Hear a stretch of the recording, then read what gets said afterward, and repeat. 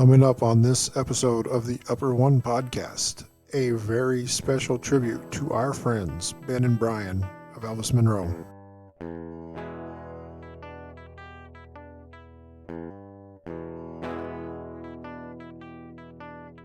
And now podcasting from the great state of Alaska, this is the Upper One Podcast.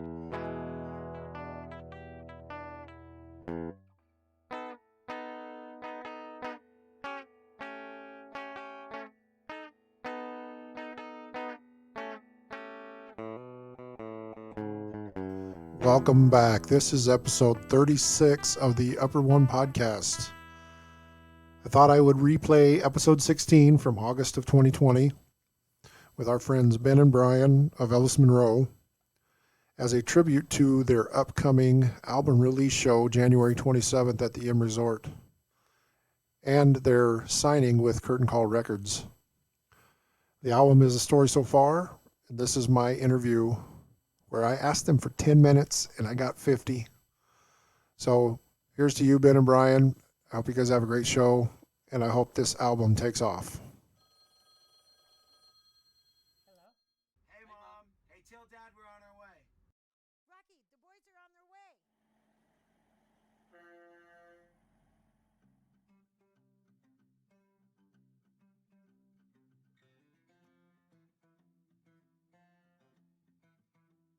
From ocean to ocean, like the setting sun. I played in red dirt, I played in mud. Grew up in pickup games with friends for fun. Challenged in horseshoes, father and son. I miss the days when I was simply naive. When the house phone rang, Mom was our answering machine. Back on family barbecue is where I wanna be when we were young, full of dreams, so innocent and free. Back on family barbecue is where I wanna be, strumming guitars, playing spoons, singing melodies with family. Welcome back. This is the Upper One Podcast. I am so stoked to be here. We have some very special guests on the pod today. These two guys just got back in Alaska today. We're going to talk about why they're here. Let me just first start. Their band is Elvis Monroe. Brian Hopkins. Yes, sir. Woo-hoo. Elvis Monroe. Absolutely. Brian Hopkins is the front man and the lead singer, originally from I'd just like to point out that he cheered for himself. I did. He did. I just did.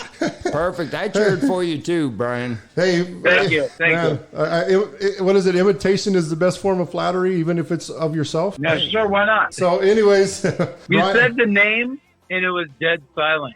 Oh my goodness! I had to cheer.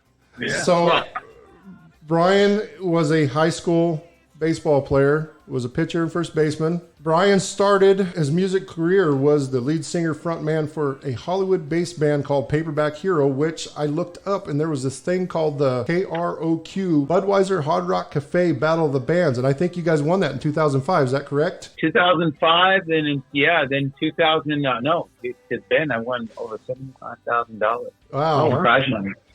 Because I won the K-Rock one twice, and then what was the one where I was doing roadie? Mark and Brian in the morning, and then the one where I won $35,000.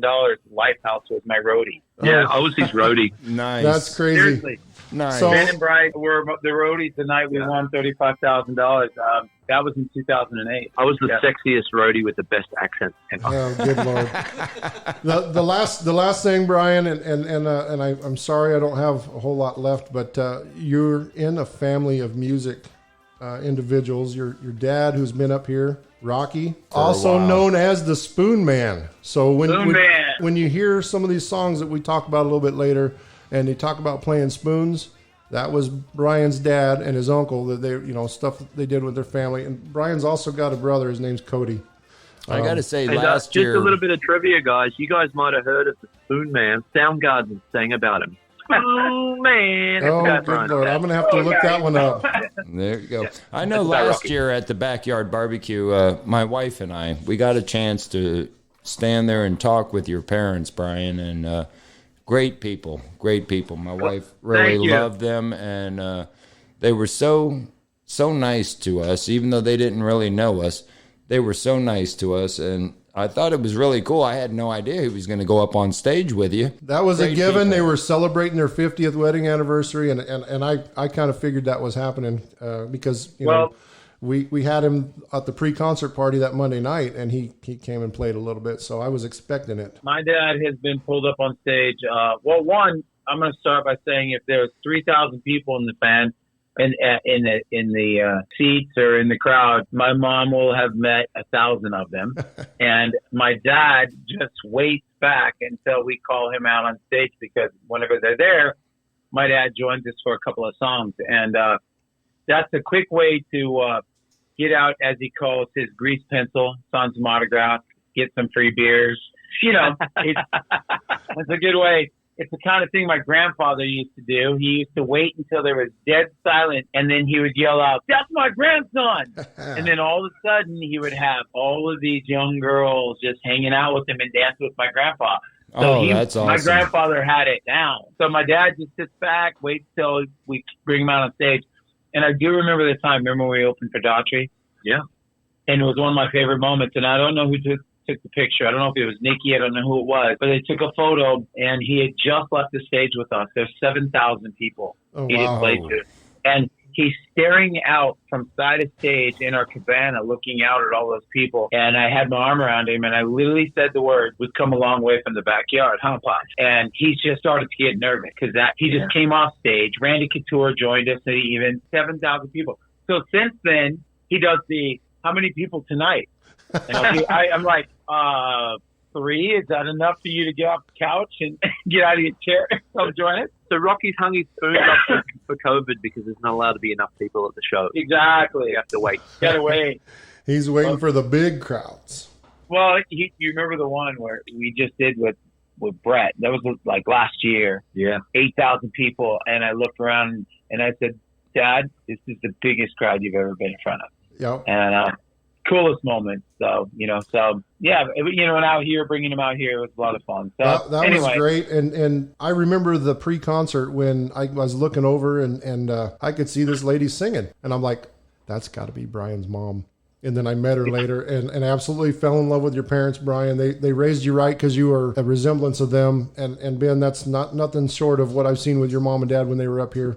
I was going to say, I have video of his parents on stage, and his dad was in tears. Yep. Called him up on stage, and I look over, and he's just in tears looking at his son playing and looking out in the crowd, and there's, 3,000 people out here at the backyard country barbecue that year. So, but the fact that we get to share it with people that we love, like with our mom and dads, our brothers, our kids, our other halves, it's a really unique vibe actually with Elvis Monroe. Like we've both been parts of other really successful bands, and those bands haven't been like that. This band it's kind of exactly what Brian and I, how we live our life, and it shows on stage. With the same people on and off stage. It's really fun because we just do what we want to do. There's no rules. We're not trying to please anybody or be the next cool guys. We're just doing what we do, and that includes the people that we love, whether it's our moms, dads, or brothers, or sons, or just friends,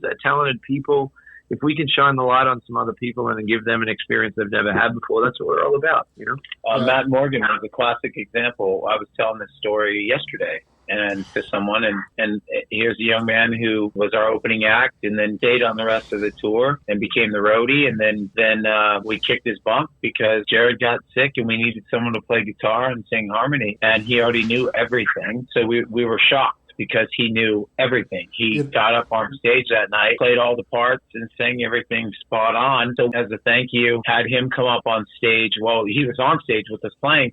We surprised him and let him play in front of a sold-out crowd in Joliet, Illinois, and have him play his song. So music to us is about creating moments. I mean, we were riding in the car today, and our song came on a few times today while we were riding around since leaving the airport. That seems to happen when you guys get up here. Yeah, it's pretty special, but what I'm saying is that it's those moments that fuel us, and we want to create moments for other people. So getting to come up here and play music when this is the first time we get to play a note since all this happened. The last time we played a show was in early February. Exactly. And we haven't played since. We got together a couple days ago and ran the set, and we're just happy to be up here doing this. So, and you're the first one to know, but Alaska's going to see a slightly different version of Elvis this time. We're playing a bunch of new tunes. We've got some new production ideas and just a different way to present the two of us than we've ever done up here before. So we're really excited about that. So with that being said, Brian, I was going to finish up. We were talking about your dad and your family history of music. And I know there's more, your uncle and several others. But Cody's another big one that I wanted to talk about because he had his own band, Down from Hollow. Yeah. And you guys finally got to sing on stage a little while back together. And all I got to say is that brought tears to my eyes watching that video. The meaning behind it. Yeah, it was special. And that's what we're talking about. That goes back to that, and you can create moments. And I just love getting to play music with my best friend. So that spills over into families, our families. And we never question if he's like, hey, my son wants to get up on stage with us tonight. I'm like, yeah, let's do it. He doesn't have to ask me. It's the same. So when it comes to my brother, we've never done a song together, and we did. Ben and I wrote a song called Forever Family. My brother's singing on it in the video. He is coming from Oregon to Las Vegas to sing on the song, hopefully in a couple of weeks when we get back. We're going to plan it so he can get out there and be on the song with us. Ben has produced the track. It sounds amazing, and we're working with this great producer as well. His name is Tom Fletcher. He just finished. He's tried to call us while we've been talking to you guys because he's working on the new mix of Be the Change. But the guy produced Ozzy and Toto and just so many big names, and he's working on this with us. So we want my brother to get that experience and get to work with someone of his caliber. Yeah, that's absolutely amazing. That's really we great. look forward to it. Now, Ben Carey from Binsdale, Victoria, Australia, by way of Newland's Arm. Yeah, man, I lived in a few places, all kind of revolving around the same area. Yeah. The area is called the Gippsland Lakes. It's like 4 hours outside of the city of Melbourne. And the first town I lived in was a little tiny little beach town called Lake Tyers Beach. The epicenter, you could call it, is Bensdale, and my parents live in a place called Newlands Arm. I would say home is Newlands Arm. Bensdale is the actual kind of like the town that everyone would go to for like supplies. And my brother's junior and senior year in high school, we had a couple of Australians come live with us, and they became brothers to us too. And they were here for basketball, which is what you played in high school. Well, yeah, actually, it's funny, in Australia we don't really have clubs. The high school league. Like you guys do, high school and college, but you have outside of school, you have like clubs that you play for, so it's kind of like leagues and stuff like that. But then we do have a couple of pro leagues. We have the farm league, which was called the CBA, and then we have the National League, which is called the NBL. And I actually made the pros when I was in high school. So that was pretty cool. I ended up doing an extra year of high school just so I could complete all the work requirements and still travel with the team. And then straight out of high school, I went into the National League for a couple of years. So I ended up playing 4 years of pro basketball before I quit and became a musician. Speaking of the musicians, I don't know where it all started, but what I got written down here is from 98 to 2000, you were part of Savage Garden, and you had joined them on the Affirmation World Tour. So, 96, I joined the band. Savage Garden only had 2 records. I was part of both world tours. The second world tour we did was for the Affirmation album. Okay. The first album was self-titled and had the most played song in the world in 98, a song called Truly, Madly, Deeply, which you can't escape. You have to live under a rock to have not heard that song. So got that opportunity and never looked back, man. It was an opportunity of a lifetime, and it was great. It was a lot of fun, and I was in that band for 4 years, and then the band dissolved. Yeah. I signed a major record deal with with Hollywood Records in Los Angeles. Right in the middle of that, when you were with Savage Garden, could we talk about this hit single video, She's So High? Oh, yeah. Yeah, I did that too. So that was 90. That was in 98, kind of in between albums, right before Affirmation came out. When the first Savage Garden tour finished, I got the gig with Tal, and we shot a video, and we were making plans, and I was living in LA, and then the Savage Garden came up again, so I decided to jump back on that cool. tour, and yeah, because it was with my boys. It was great. That finished December 17th, 2000, so almost 2001. Then after that, I joined Lifehouse about the middle of 2004. Yeah. And I played with them all the way through till about 2015 or 16, something like that. Yeah. You and I have a history of talking about Lifehouse because the brothers, the one member that you replaced, their mother and my wife went to high school together. That's right. Yeah. Sean, it was Annie. Rick Wilson Hillman. His brother Sean played guitar for. Yep. He was only in the band for a minute, but he was in a band called The Calling as well. Yep. Oh, no way. Yeah. And so, and Sean's a really, really great guitar player, so there were some big shoes to fill, and he's a sweetheart of a guy, and Ricky's obviously an amazing drummer, and, just really talented family. That singer sounds just like Jason almost. Yeah. So let's run through a quick little rundown of Elvis Monroe, and there's the last time you guys were here, Andrew Jensen wrote an article that was posted in the Daily News paper up here. It started off by saying how you guys met in 2008 at 3 a.m. at Mel's Diner down in the Sunset Strip, and it told the whole story, which, if you read that article, the first year that we had the Backyard Barbecue, to me, that was a country concert. And out pops Brian on the stage with a slicked up mohawk and chains hanging, and I I'm thinking thought he was rock and roll when I saw him. That's what I was expecting too, First experience. But that story in that article tells about Ben's first impressions of Brian when he met him. Not saying that rock and roll ain't good. No. But I just... Speaking the of... first look was, man, he's rock and roll. We're at a country concert. I'll get back to him here in a minute. But True. But as Elvis Monroe became the band, you guys have toured with the likes of Lee Brice, Jake Owen, Brett Young, Love and Theft, as you mentioned, Daughtry, and also opened for Three Doors Down. Not to mention a couple of our favorites, which last summer he became one of my really good favorites, was Cody Jinks and then Kendall Marvel. And we've been so lucky, man. We've played with, I'll try and rattle it all off here, but obviously Joe Nichols, Brett Eldridge, Brothers Osborne, Live, Lifehouse, Bush. Yep. You said Daughtry, Three Doors Down. Man, there's so many country bands that we play with. Literally almost everybody over the course of the last 10 years of doing this.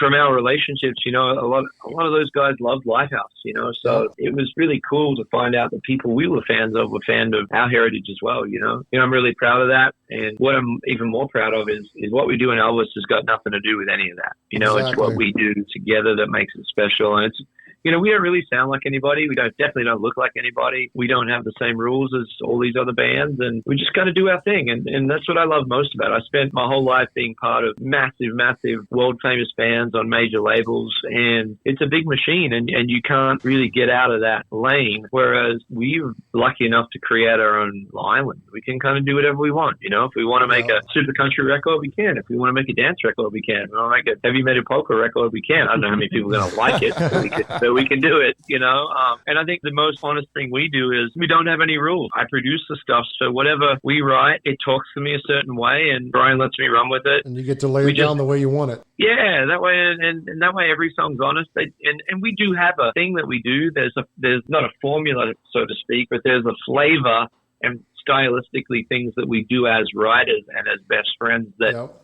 For better or for worse, it is what it is. Things we have in our songwriting that, maybe are not for everybody, maybe they is for everybody. But it's inherently us, and that's what we're most proud of. Speaking of some of your music, I saw that Blue Collar Man was a theme song for the Vegas Rat Rods TV show. Yeah. And then also Backyard Family Barbecue. You guys wrote it in the hotel. Almost in the same room we're sitting in right now. It was in the same room we're sitting in right now. Oh, my now. goodness. You wrote it, and then you played it. The very next day. The very next day at the Backyard Barbecue. And we were there. Yes, we were there. And I remember that crowd going nuts. Thousands of people singing it. It's my favorite video to share because we had a chorus written. Then this is how it's done. Ben sends me music. He doesn't know what I'm going to write to or when I'm going to write to it or whatever. So I said, hey, I got this idea. Here's what I have. And I'm sitting here. He's sitting on the couch. I start to play the song. I asked him to play it, but I have a melody for the verses, but I don't have lyrics yet. So start working them out. Next thing you know, we have a song. David doesn't even know the song, the fiddle player. We said, we're going to play this. Just follow along. So Wow. He does. And there's 3,000 people singing it back at us. And it's my favorite thing. It's my favorite moment. We were just driving to the hotel on our way in, parking the car, and that song is on the radio just now. And just a little secret, there'll be a lot of follow along tomorrow at the show too. I wouldn't expect anything less of you guys. I remember that show. I remember you with your phone out there just videotaping everybody out in the crowd. And I got to say, Brian, I was one of them that was singing the song back to you. So, Well, thank you. And thank you. well, Great song. just a few more things. You know, you got the last time you guys were here was November 15th of last year. That's the first time you guys have had the full band here since 2001. And that was the article in the Daily News that Andrew Jensen had wrote. You guys are also partnered with Capello Heavy Transport. Well, Chuck Capello owns Heavy Capello. I can't even speak. We're going on no sleep. I know. Thank you Capello guys Heavy again. Transport out of Shrewsbury, Mass, and he was on the TV show Vegas Rat Rod. So the day we met, he was out looking at his truck because there was an accident with it or something, and so he came out to check it out, and he was going to have it transported to Boston, and we all went to lunch. Ben and I had already written a song and wanted to present it to the show, and we were all having lunch, and Steve was there, and Chuck was just a fly on the wall, but we became friends. When Ben and I took over a flight, which we got asked today to sing on the plane, and as we were leaving, they were like, we should ask you to sing. We actually sang a few songs on a flight coming back from Texas, doing a show for Marcus Luttrell, the lone survivor. We did a show for him, and on the way back, we sang some songs that went over so well. It went viral on the internet, just on Facebook, and that was it. Chuck said he believed in us as people, musicians, and he has nothing to do with the music business. He's a fan of music, and we don't know anything about what he does, but we merged the two worlds, and he's a brother to us. He's the one guy who's believed in us no matter what, bought us a bus, provided us with Shovelhead, put us on tour, and has stayed our partner in all this. And it's been amazing.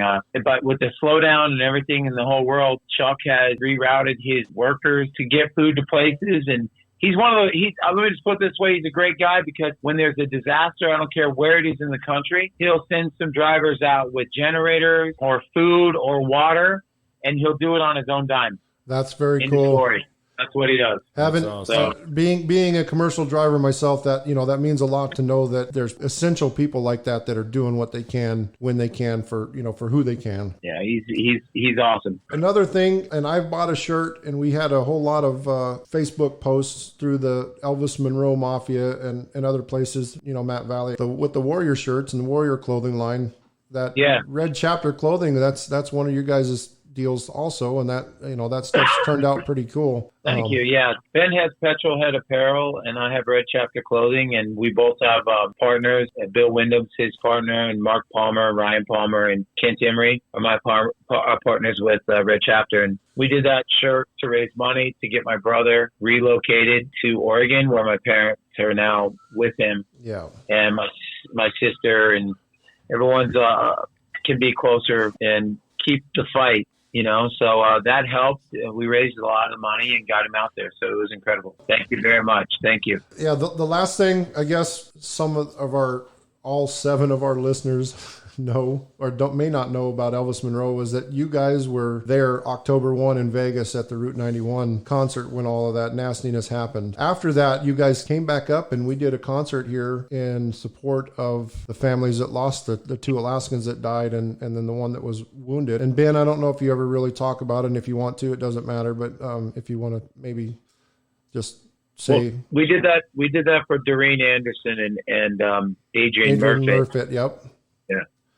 But so I don't remember exactly. We had that long ride home from Seward last year, but Was it just shrapnel? Man, honestly, mate, I don't know. I just, in the chaos of it all, I didn't even realize that it had happened, and I didn't realize until I got to safety that my arm was covered in blood. The way the wound looked, it looked like a bullet just scraped the edge of my arm because of the shape of the burn mark on my skin and the split open, like and the way it swelled up like a It got lead poisoning. My elbow was the size of football. It was crazy, and there's a lot more to that story, where it involves Brian and Nicole and everything else. And I did see some other stuff saying there were a lot more Alaskans there too. So, so that all touches the hearts of people up here in Alaska. And then what you guys did when you came up and did that concert to support them, that was just amazing.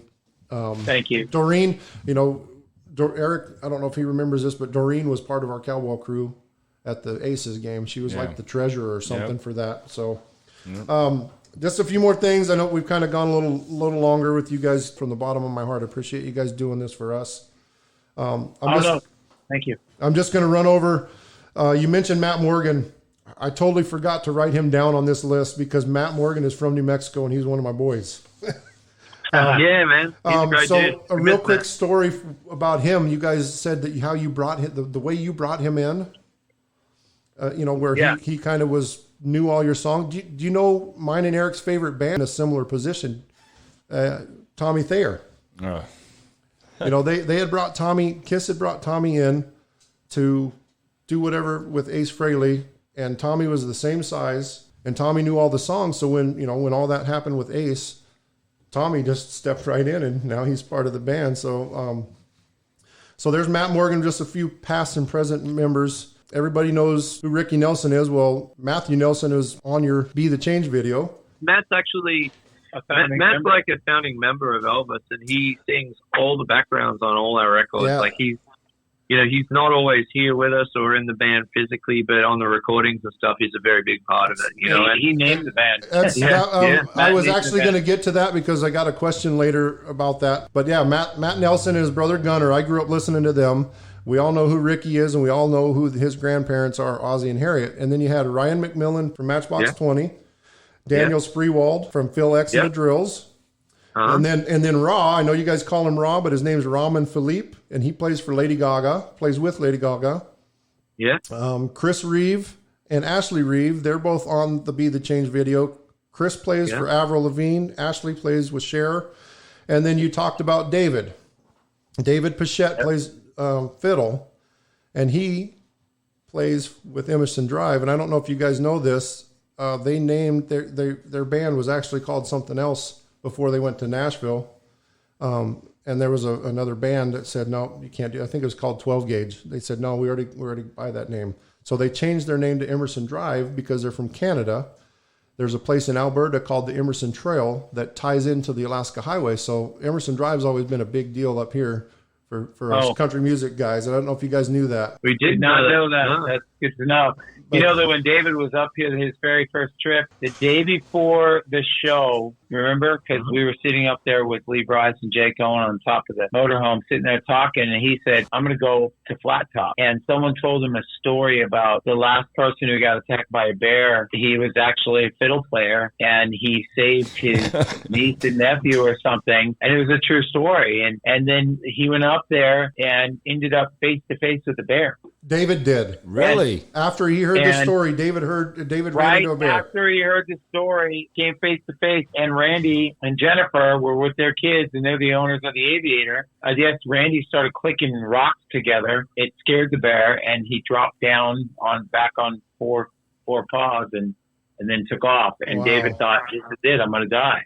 Because he was about 5 or 6 feet away, he said. And snuck up on him. That's an amazing story. I've lived up here since May of '89, and of all the hunting and fishing I've done, I have not ever ran into a bear in the wild, ever. Wow. Yeah. And the day that David just decides his very first time here, he runs into a bear. Oh, and here's the story, and that happened.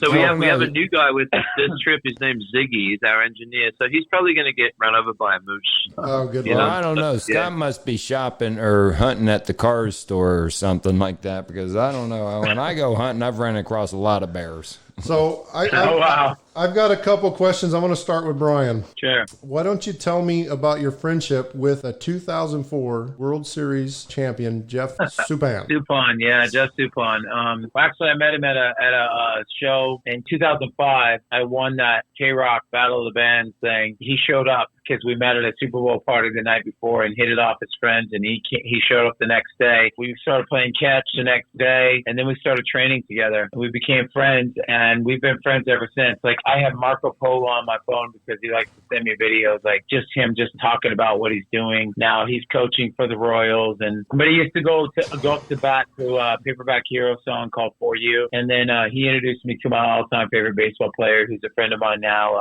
Jim Edmonds. I have a bat in my living room that Jim signed to me. I watched him hit a home run with it. He followed right behind Suppan, who hit his first career home run ever, gets a standing O because he's pitching that day, and it's leading into the playoffs, and Jimmy comes up behind him and hits the game winner and then signs the bat to me, and then shows me that he's a fan the next day because he was wearing my Paperback Hero shirt taking infield, and his shirt looked purple, and it was a black shirt, and his wife or fiance at the time said, you got to get him a new one because he wears it so much. And I'm like, I didn't know Jim Edmonds was a fan. She said, oh no, he wore it on Orange County Housewives. He was wearing it on the show all the time. Wow. I had no idea. That's crazy. He had discovered us even before Jeff did and was a fan. So for me, it was really cool because the band was 5 minutes old. If you go on Elvis Monroe, is it ElvisMonroeOnline.com, there's a picture of him wearing a Be the Change mask. Suppan. Yep. The next one, and I'm going to lead into this because as a kid, I think we all kind of had the hots for Daisy Duke back in the day, right? For me, it was Joe, Facts of Life. Remember the little biker chick that was always in trouble on Facts of Life? Okay.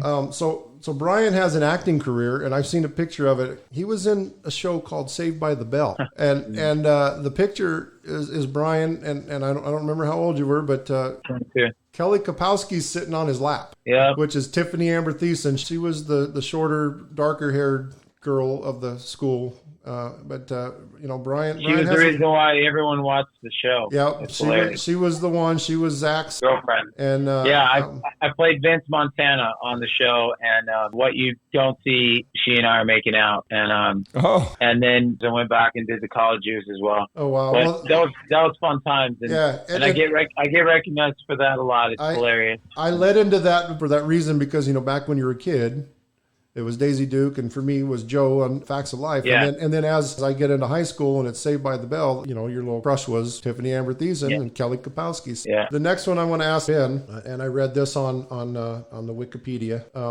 Do you still go by a couple of these nicknames? Man, I've seen some crazy ones on there. Let's see if any of them are true. Well, it only showed two. The first one was Bleach. Yeah, that never was actually ever. I don't know what hair, where, or how. I mean, other than my hair was bleach. Whoa, Scott, you got to share these because never. That's untrue. But did have that hairstyle. And then the other one is called the Bloke, and I understand that one because that's what guys are called. That is in definitely Australia. true.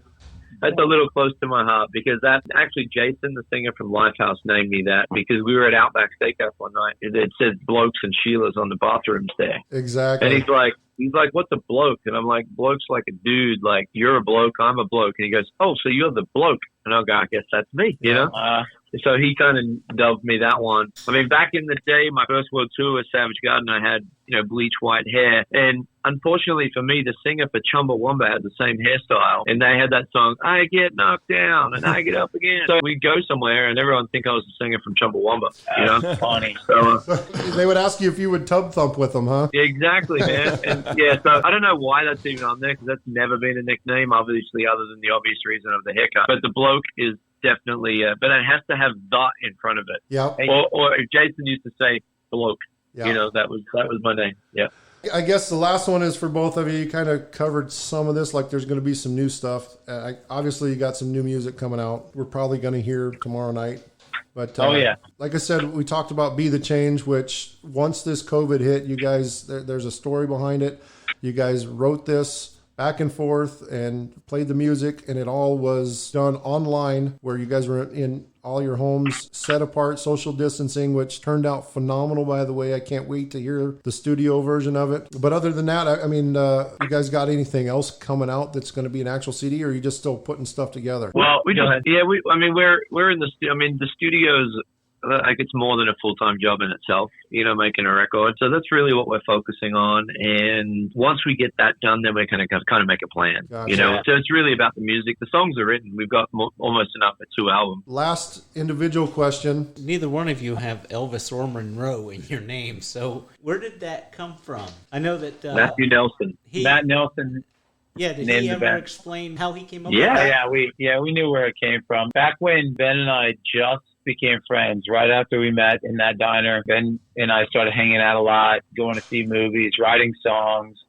He was in my favorite band, which was just a bonus. So it was just kind of wild. Well, he said, I want to introduce you to another buddy of mine because I was doing some radio interviews, believe it or not, for K-Well. So what I would do is go around and interview the people I was hanging out with because all my friends were fans. So I would be with Toby, just came from Rockstar Supernova. You were in Lifehouse. I was with the boys from Steel Panther, everyone. So I just interviewed them. So I went over and interviewed Matt. And in the interview, when I walked up, he called me Elvis. And I went, oh, my name's Brian. And he goes, no, it's Elvis. I'll tell you later. I'll tell you why. Because he saw me play at a show. And he told his then wife that this guy reminds me of Elvis. And he goes, it doesn't look like him. He just reminds me of him. So I took it as a huge compliment because I was a big Elvis fan. Well, then when we named this band, Ben and I started it. Matt Nelson had called that same day and said, hey, Ben, I got an idea. I want to do this project with you. And he said, well, you called about an hour too late because I just had a long conversation with Brian and I'm starting a project with him. And he said, well, ask Brian if I can be a part of it too. So Ben calls me and I said, oh yeah, if we got Matt Nelson, then we might as well get Ryan McMillan from Matchbox 20 because he joined us one night when Ben and I were doing an acoustic set. Ryan was in. And so Matt said, we have a name and I have the perfect name. And he said Elvis Monroe because I always told him that the Nelsons they're a part of American pop culture. You know, it's Elvis, James Dean, Marilyn Monroe, Bob Hope, Apple Pie. Ricky Nelson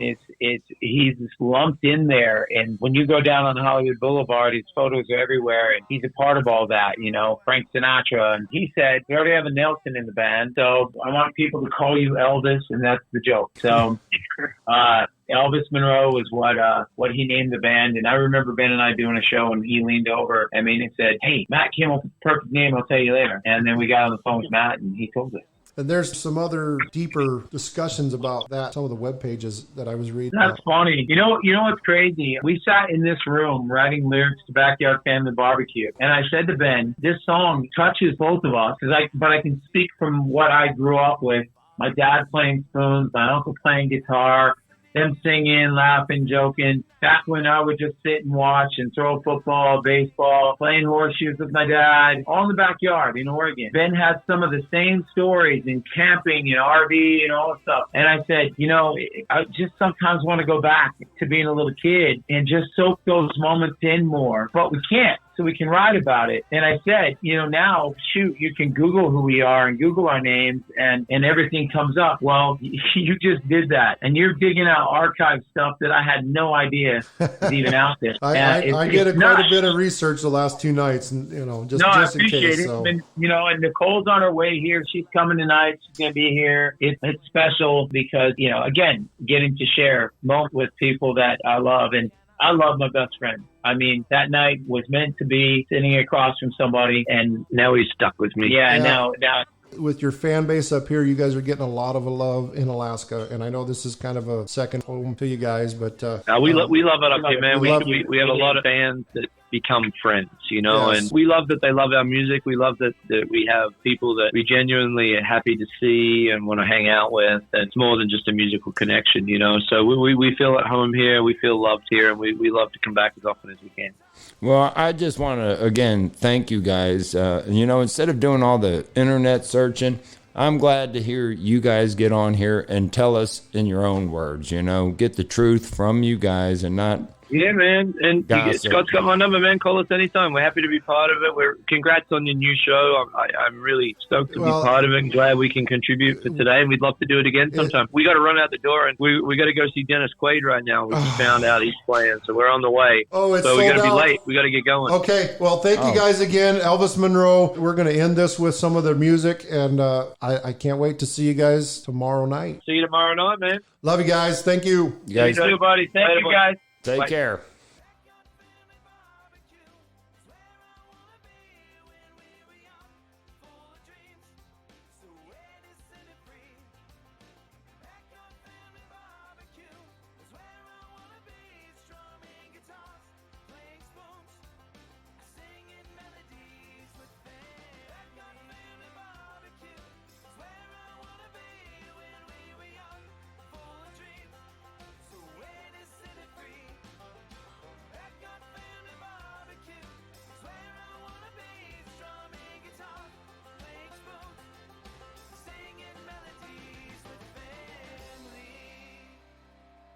I had a blast. Like I said, I was looking forward to this. I only wanted them on for 10 minutes. We're going on 50. Ben, Brian, I love you guys to death, man. Thank you so much. Yes, so much. thank That you. means a lot. We were looking forward to this. This is the Upper One Podcast, and I have got chills up and down my spine. For Tim and Eric, I'm Scott. Good night. Backyard Family Barbecue, courtesy of Elvis Monroe. Thanks again, Ben and Brian. I was the sexiest roadie with the best accent.